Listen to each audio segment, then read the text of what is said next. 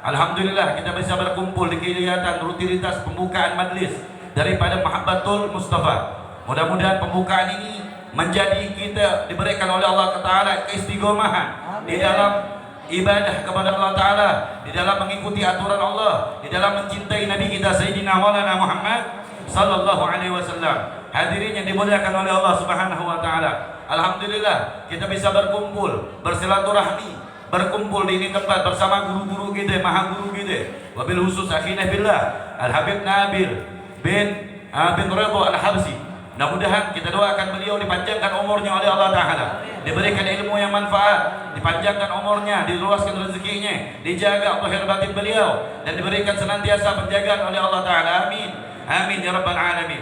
Para guru-guru kita, tuan guru kita, Ustaz Daud, Ustaz Ismail, Ustaz Hudri, dan daripada jajaran pemerintah, wabil khusus daripada Bapak RW Amsar, mudah-mudahan seluruh yang Al-Fagir sebut, tidak saya sebutkan juga satu persatu, tidak mengurangi rasa hormat Al-Fagir kepada beliau, dan para ulama-ulama kita, para kiai kita, para ustadz kita, tuan guru kita yang hadir di ini tempat. Kita doakan mudah-mudahan panjang umur, sehat walafiat, diberikan keberkahan senantiasa oleh Allah Ta'ala. Amin, amin ya rabbal alamin. Hadirin yang dimuliakan oleh Allah Ta'ala, kita berada di ini tempat, berkumpul di ini tempat, tidak lain dan tidak bukan berharap di dalam Al-Imam Abdullah bin Alwi Al-Haddad. Beliau mengatakan rezeki yang paling agung, rezeki yang paling besar, rezeki yang paling mulia yang kita tahu cuman uang, harta, perak, emas, istana, rumah, harta, itu enggak seberapa tuh rezeki, kata Imam Haddad. Rezeki yang paling terbesar, rezeki yang paling besar dari karunia dari Allah Ta'ala, yang rezeki tersebut bukan hanya harta, bukan hanya perak, rezeki yang paling besar yang Allah Ta'ala tanamkan buat kita, diberikan sanubari kepada kita, langkah kaki kita, perbuatan kita digerakkan oleh Allah menuju di tempat yang baik. Di situ kita beribadah kepada Allah, di situ penggerakkan Allah Ta'ala buat kita hadir majlis ilmu yang kali ini kita berada di tempat ini. Rezeki yang paling terbesar, karunia Allah yang paling terbesar. Allah memberikan karunia yang besar buat kita, rezeki yang paling besar buat kita. Kita bisa hadir di ini tempat, bareng-bareng berzikir kepada Allah, bareng-bareng berselawat kepada Nabi Muhammad, bareng-bareng berkumpul buat bersilaturahmi. Ini adalah rezeki yang paling terbesar. Gak akan mampu harta kita nanti membalas di akhirat. Orang-orang di dunia merasakan saat ini belum merasakan nikmat besar.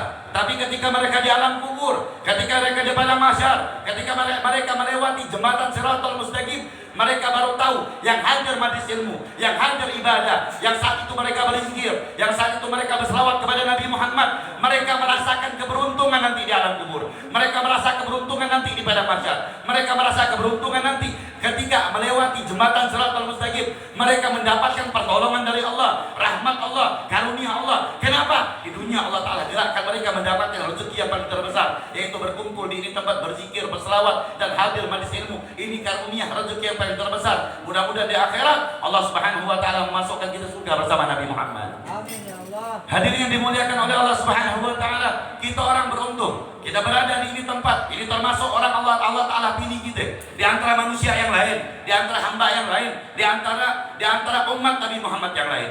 Kita ini hadir di tempat, kita dipilih oleh Allah, kita digerakkan oleh Allah. Zohiriahnya kita yang pengen, hakikatnya Allah yang gerakin kita. Banyak saudara kita, sanak famili kita, yang dekat sama kita, belum tentu mampu melangkah di ini tempat. Tapi kita bersyukur sama Allah. Kita bersyukur sama Allah. Allah masih menggerakkan jiwa raga kita. Allah menggerakkan sanubari kita untuk hadir di ini tempat. Ini gerakan oleh Allah. Ayah di mayasya, Allah memberikan petunjuk dengan kehendak Allah Ta'ala. Kalau andai kata Allah nggak kasih petunjuk, kita nggak bisa hadir di ini tempat. Kemata kita punya saudara, sanak famili, keluarga yang dekat sama kita. Kita ajak, nih malam ada pengajian. Kita ajak, nih malam ada majlis taklim. Oh, nih malam ada pembukaan pengajian. Walaupun berkeluar Al-Quran, keluar hadis, nasihat yang kita keluarkan di lisannya, kalau Allah belum kasih petunjuk untuk hadir, maka mereka tidak akan mampu hadir di tempat. Makanya kita beruntung, kita bersyukur sama Allah Ta'ala. Mudahan kita termasuk orang yang dipilih oleh Allah hadir di pengajian ini. Di akhirat Allah pilih kita masuk surga bersama Nabi Muhammad. Hadir yang dimuliakan oleh Allah Ta'ala. Kita berkumpul di tempat, kita hadir di tempat, kita beruntung. Kita digerakkan oleh Allah. Ija aradallah khairan yufaqihu fiddin. Apabila Allah ingin menjadikan hamba jadi orang baik, maka Allah akan tanamkan kepada hamba tersebut. Apa yang Allah tanamkan? Allah akan kasih kepada mereka memahami ilmu agama.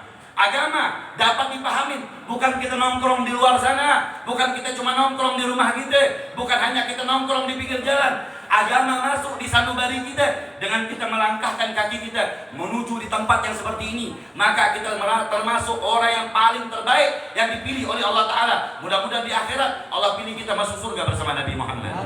Hadirin yang dimuliakan oleh Allah Subhanahu Wa Ta'ala. Diceritakan Al-Imam Abu Hurairah, yaitu Al-Imam Abu Hurairah Abdurrahman As-Sikhri. Kita orang tahu Abu Hurairah orang yang dekat dengan Nabi, dekat dengan Rasulullah. Bahkan ahli sunnah wal jamaah banyak kita dari ahli sunnah wal jamaah mengambil riwayat Al-Imam Bukhari, Al-Imam Abu Hurairah. Abu Hurairah ini kita orang tahu, Abu Hurairah ini artinya bapak kucing. Kenapa sebut bapak kucing? Setiap saat nih saking demennya sama kucing, dia punya gomis gedenya luar biasa. Dia simpan, kalau kucing di jalan dia ambil, disimpan di kantongnya. Di hadapan Nabi, Nabi dengar lagi ngobrol sama Rasulullah, suara kucing. Ya Abu Hurairah, ya Abdurrahman, antum bawa kucing. Iya nih di kantongannya ya Rasulullah. Nabi Muhammad panggil bukan Abdurrahman lagi, Abu Hurairah, bapaknya kucing. Yang ngasih nama kekasihnya Nabi Muhammad, kekasihnya Rasulullah. Padahal pasti bapaknya kucing, padahal namanya Abdurrahman. Tapi karena yang ngasih nama Nabi Muhammad, semua orang panggil namanya Abu Hurairah. Semua sahabat Nabi yang biasanya manggil Abdurrahman bin Sikhri sekarang berubah menjadi Abu Hurairah. Kenapa? Yang ngasih nama kekasihnya, yang ngasih nama kecintaannya Nabi kita Sayyidina Maulana Muhammad. Makanya kadang-kadang kita sama suami istri itu kadang-kadang ada panggilan sayang. Kadang-kadang kita manggil suami kita si hitam, padahal jelek. Ada yang ngasih nama kekasih, girang aja dengar kayak orang gila, ya nggak? Tapi karena yang ngasih kekasih, nggak peduli, walaupun jelek indah aja pandangan kita. Ini sahabat Nabi yang ngasih nama Nabi Muhammad, girang, senang. Makanya banyak riwayat dari Imam Abu Hurairah, banyak hadis selalu Abu Hurairah radhiyallahu anhu. Makanya banyak kita mendapatkan hadis riwayat dari Imam Abu Hurairah. Abu Hurairah ini sering ngumpul sama Nabi, bangun tidur Nabi. Ketika waktu subuh, Imam Abu Hurairah udah nemenin Nabi Muhammad. Pulang dari Nabi Muhammad, pulang dari rumah, Abu Hurairah temenin Rasulullah. Setiap saat, setiap waktu dia temenin Nabi Muhammad. Ini Abu Hurairah orang yang paling terdekat dan banyak riwayat hadis melalui Al-Imam Abu Hurairah. Abu Hurairah marah besok. Abu Hurairah pernah ngelewatin suatu pasar, bapak-bapak, ibu-ibu ngelewatin pasar ketika Nabi udah meninggal, udah lama Nabi meninggal. Ngelihat masjid kosong, kagak ada yang ngisi. Abu Hurairah pergi ke pasar Madinah. Kemudian Abu Hurairah mengasih iklal, ngasih teriakan, memberitahukan kepada penduduk pasar.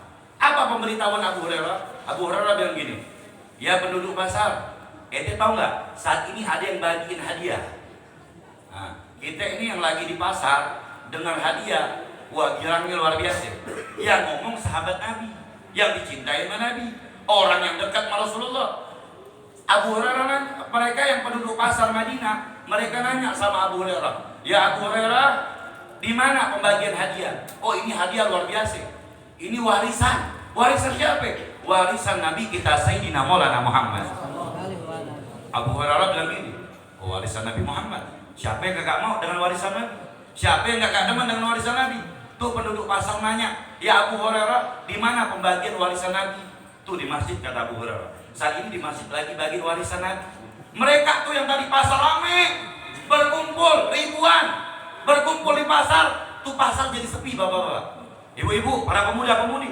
Tuh pasar sepi, kagak ada satu pun yang ada. Kemudian mereka bergegas, rame-rame bergegas. Mereka menuju ke pasar, menuju ke masjid, mau ngambil warisan. Tuh pasar yang tadi ramai jadi sepi. Awakaf Abu Hurairah. Abu Hurairah diceritain ketika ngasih pemberitahuan tersebut, Abu Hurairah kagak bergerak pada tempatnya. Berarti dari pasar tersebut antara masjid dekat. Mereka pergi ke masjid, ternyata sampai ke masjid mereka kembali lagi nemuin Abu Hurairah. Yang ribuan orang tadi nemuin Abu Hurairah, bertanya kepada Abu Hurairah, malakum, kata Abu Hurairah. Abu Hurairah tanya sama yang tadi ke masjid, apa yang ente dapetin? Apa yang ente dapetin? Mereka bilang, ya Abu Hurairah, kami ini ke masjid kagak ngeliat yang bagi warisan. Kita satu pun nih rame-rame ribuan orang dalam masjid kagak ada yang bagi warisan. Kata Abu Hurairah bilang, ente kagak lihat di masjid tuh ada orang apa kagak? Mereka mengatakan ada ya Abu Hurairah. Al-Qaum yaqra'ul Quran. Al-Qaum i'tikaful masjid. Al-Gaum tazakkur al-haram wal-haram wa halal haram wal-halal. Mereka menceritakan, ya Abu Hurairah, di dalam masjid nggak ada bagian warisan, cuman ada satu kelompok mereka lagi etikaf di masjid. Oh, mereka lagi sholat, mereka lagi baca Quran, oh mereka lagi ngaji, lagi ngumpul, lagi hadir majlis taklim, lagi menceritakan hukum haram halal, mendengarkan nasihat para ulama. Kata Abu Hurairah mengatakan, yang kalian lihat itulah warisan dari Nabi kita Sayyidina Maulana Muhammad. Hanya kita berkumpul di ini tempat ngambil warisan Nabi Muhammad, ngambil warisan Rasulullah. Orang yang ngambilan warisan Nabi nggak bakal masuk nerakanya Allah. Orang ngambilan warisan Nabi bakal selamat dunia akhirat. Orang yang ngambil warisan Nabi bakal senangin sama Allah dunia dan akhirat. Kenapa? Innal anbiya wala urisul dinar wala dirhaman illa bil ilmi. Sesungguhnya para nabi, Nabi Muhammad, para rasul, para anbiya, mereka tidak mewariskan harta, tidak mewariskan perak, emas, tetapi para nabi, para anbiya, Nabi Muhammad tidak mewariskan harta dan perak, tapi Nabi Muhammad mewariskan ilmu. Nah, saat ini kita berkumpul ini di tempat ngambil warisan Nabi Muhammad. Orang yang ngambil warisan Nabi nggak bakal celaka di alam kubur. Orang ngambil warisan Nabi nggak bakal susah nanti di padang mahsyar. Orang yang ngambil warisan Nabi Muhammad nggak bakal masuk neraka, nggak bakal tergincir di nerakanya Allah Ta'ala melewati jembatan. Melainkan mereka mendapatkan naungan kemuliaan keagungan dari Allah Ta'ala melalui warisan dari Nabi kita Sayyidina Maulana Muhammad Sallallahu Alaihi Wasallam. Nabi Muhammad mengatakan, man salaka tariqan yaltamisu fihi ilman sahalallahu lahu tariqan ila jannah. Barang siapa yang berjalan pergi dari rumah mereka masing-masing, berjalan menuju mengambil ilmu, maka Allah Ta'ala mudahkan orang tersebut menuju surganya Allah Ta'ala. Nah, namun kita nanti di akhirat dimudahin oleh Allah Ta'ala menuju surganya Allah Subhanahu Wa Ta'ala. Hadirin yang dimuliakan oleh Allah Subhanahu Wa Ta'ala. Orang-orang, mereka orang, para sahabat Nabi Muhammad, mereka nggak kayak kita. Mereka apa yang disampaikan Nabi langsung hafal. Mereka hafalin, mereka ingat, mereka luar biasa. Makanya mereka para sahabat itu luar biasa. Kalau kita orang nih yang berkumpul di ini tempat, kita beruntung nih hadirin. Kita beruntung, kenapa? Karena masih ada ulama-ulama kita, kiai-kiai kita, ustaz-ustaz kita di daerah-daerah nih Habib Nabil. Beliau di Kalimantan, di mana-mana, daerah pelosok-pelosok sono tuh kagak ada kiai. Ini kita masuk di daerah misal Kalimantan Tengah. Kalimantan Tengah tuh hutan semua deh. Kita pernah di Kalimantan, Habib Nabil di dakwahnya di sana juga. Di pelosok-pelosok sono, mereka tuh kagak ada kiai, kagak ada ustaz, kagak ada ulama. Ini kalau kita naik namanya naik apa? Klotek apa klotek deh? Klotok nih, sampan kecil tuh. Ya gitu sampai di Kalimantan. Itu kita nih yang ngelewatin kita kadang-kadang buaya, bapak-bapak. Kiri kanan tuh masih hutan, kagak enak. Kita masuk kampung-kampung. Nih di kampung tersebut kita datang, mereka tuh antusiasnya luar biasa. Mereka ngayuh tuh sampan sampai puluhan kilometer buat hadir di pengajian kita. Mereka tanya, kenapa mereka hadir? Karena mereka butuh dengan ilmu. Kenapa mereka butuh ilmu? Karena daerah mereka jarang ada kiai, jarang ada ustaz, jarang ada habaib, jarang ada ulama. Kesempat mereka ada habaib, ada ulama yang datangi mereka. Nah kita nih buka pintu di rumah kita ada kiai. Jangan jauh dari kampung kita banyak ustaz, tapi kita ini berat buat melangkahin kaki kita nemuin mereka, ngaji sama mereka. Padahal Nabi bilang apa? Jalisul kubara, wasailul ulama, khaltul hukama. Datang duduk sama ulama, duduk. Alaikum bil mujalasatil ulama. Nabi perintahin kita banyak ngumpul sama kiai, sama ustaz. Kita diperintahin sama Allah Ta'ala bertanya mereka, ngumpul sama mereka, ngaji sama mereka. Apabila andai kata nih mereka yang di pelosok sana nggak ada kiai, nggak ada ustaz, mereka antusias berbondong-bondong. Bapak-bapak, ini pengalaman kita orang. Kadang-kadang nih mereka nih miarahin domba, miarahin sapi, miarahin ayam. Buat apa sih? Kita punya sapre dakwah di Kalimantan misalnya, Nabil juga punya dakwah di sana. Ini kita buat pengalaman aja. Bahwasanya orang sono tuh butuh banget, tapi susah kiai ada, ustadznya jarang ada. Tapi kita kiai banyak kagak pernah datang itu kiai. Banyak ustadz datang di kampung-kampung kita, nggak pernah kita datang itu kiai, nggak pernah kita ngadain pengaji. Kiai isik dong kampung kita, rame dong kampung kita.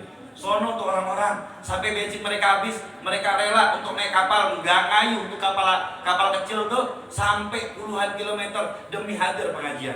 Al-Fakir ini pengalaman kita, masya Allah subhanahu. Kata lihat ya Allah, sungguh luar biasa mereka orang, sungguh luar biasa mereka orang. Sampai mereka temenin kita nih, kita lagi begadang sampai pagi, habis sholat subuh kita istirahat.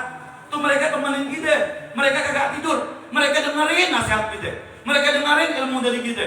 Sampai kita bangun pagi jam 9, jam 10, kita buka pintu, mereka udah ngumpul depan rumah kita. Buat ditanya kenapa mereka ngumpul, kesempatan kita bisa ngumpul sama Habib, kesempatan kita bisa ngumpul sama Kiai. Belum tentu nanti selantung balik kita dapat ilmu lagi. Nih kita, kampung kita, ustadz kita masih banyak, tapi kita berat buat hadir pengajian, berat untuk hadir majlis-majlis ilmu. Padahal Nabi perintahin kita, andai kata di akhirat mereka tidak akan disiksa oleh Allah dengan kebodohan mereka, tapi kita bisa disiksa oleh Allah dengan kebodohan kita. Sedangkan kiai ulama masih banyak di kampung-kampung kita, tapi kita tidak pernah belajar kepada mereka orang. Mudah-mudahan Allah berikan istiqomah dengan pengajian ini. Allah berikan keberkahan buat kita hadir senantiasa rutinan bulan ini. Ini majlis dikasih nama oleh Habib Nabi. Mudah-mudahan di majlis menjadi makmur, menjadi besar, mendapat keberkahan dari Nabi Sallallahu Alaihi Wasallam. Amin amin ya rabbal alamin. Hadirin bisa kita sampaikan. Akhir kalam, assalamualaikum warahmatullahi taala wabarakatuh.